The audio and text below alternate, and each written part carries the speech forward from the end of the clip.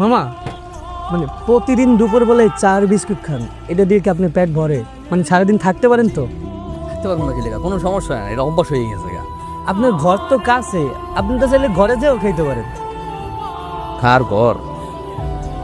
মানুষের ঘর বাড়ি এমন হওয়া লাগে যে ঘরে গেলে শান্তি পাওয়া যায়, আর ভার্সিটি এমন হওয়া লাগে যে ভার্সিটিতে গেলে পড়াশোনা করে আনন্দ পাওয়া যায়। আমার কপালে কোনো কিছুই নাই, কোনো কিছুতেই শান্তি নাই। ভাবি না, সব কিছু ওই উপরওয়ালার হাতে ছেড়ে দিছি, এই ডিসিশন নিয়েছি। মামা এলাম, আপনি এই কেকটা খান। না না, দরকার নাই, আমার বিস্কুট হয়ে আমার কাছে টাকা পয়সা নাই। আর টাকা লাগবে না, আপনি মনে করেন এই কেকটা আমি আপনাকে খাওয়াইছি, নেন খান। নেন মামা। চা খাচ্ছ? বসো। হ্যাঁ। সরি। কেন সরি কেন? আমি জানি কালকে তুমি বাবার কথাগুলো শুনে ফেলেছো, আর হয়তো কষ্টও পেয়েছো।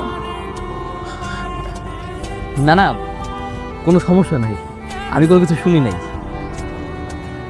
আচ্ছা যাই হোক, শোনো, আমি যেহেতু তোমার কাছে খুব ভালো ম্যাথ বুঝি, তা আমি তোমার কাছে শিখবো। কালকে থেকে আমি তোমার বাসায় গিয়ে শিখবো। কি শিখাবা? কিন্তু আমার বাসায় তো ওই পরিবেশ নাই। তো সমস্যা কোথায়? তুমি যদি ওরকম পরিবেশে পড়ে ইউনিভার্সিটি টপার হতে পারো, তাহলে আমি কেন পারবো না? আর পড়াশোনা করতে পরিবেশ দরকার হয় না, নিয়ত দরকার হয়, বুঝছো? আচ্ছা ঠিক আছে।